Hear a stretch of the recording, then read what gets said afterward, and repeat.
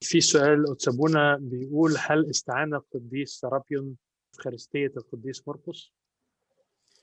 الدراسات الليتورجية المدققة أثبتت ما استعارتش أي ليتورجية من الأخرى، يعني لا القديس مرقس استعار من سرابيون ولا القديس سرابيون استعار من القديس مرقس. لكن بعد ما نكمل الدراسة بتاعتنا لحد النهاية إحنا نفسنا هنقرر ببساطة أن القداسين كانوا بينقلوا من نص أقدم منهم. أتسابونا في سؤال تاني: في ليتورجية ماري مرقس يقول الشماس أيها الجلوس قفوا متأخرا، فهل هذا معناه أن الشعب يظل جلوس؟ أيها الجلوس قفوا إلى الشرق انظروا، لا يوجد هذا المرض إلا عند الأقباط فقط، لا تعرفوا جميع قداسات العالم. ولكن أيها الجلوس قفوا لا تعني أن الشعب كان جالسا، لكن بتعني الانتباه، لأننا داخلين على منطقة تحتاج إلى تركيز ذهني، فيا اللي قاعدين اقفوا وانظروا إلى الشرق. لكن ما تعنيش أنه كان الشعب حتى هذا الوقت من القداس جالسا. في سؤال بونا الدكتور جمال جبرة. اتفضل دكتور.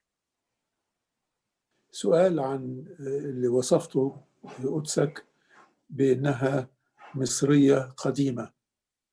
كلمة مصرية قديمة يعني معناها إيه؟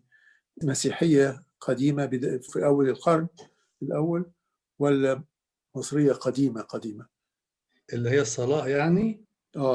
وهي مقدمة الصلاة، وهي مصرية قديمة في قداس سرابيون والمرقسي. كلمة مصرية قديمة تعني بها مسيحية متقدمة ولا مصرية قديمة يعني فرعونية؟ مقصود بها مسيحية اسكندرانية. اسكندرانية، أيوة، اسكندرانية قديمة. أيوة. شكرا. احنا المنطقة ديت احنا شرحناها امبارح لما كنا بنتكلم عن التاريخ الليتورجي، وكنت قلت ملاحظة في غاية الأهمية تختم برضو المنطقة ديت، أن اليهود اللي عاشوا في اسكندرية وراحوا أورشليم وحضروا يوم الخمسين وآمنوا بالمسيحية عادوا إلى الإسكندرية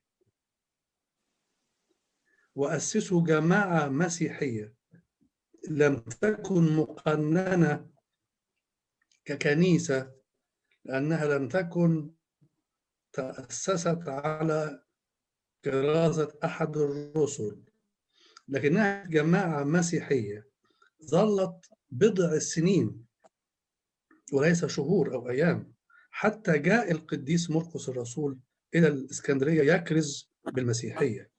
الجماعة المسيحية المبكرة جدا ديت كان بالتأكيد عندها صلوات بتصليها مع بعض، صلوات يهودية يعني بيستعملها الشعب اليهودي اللي ابتدى يدخل المسيحية.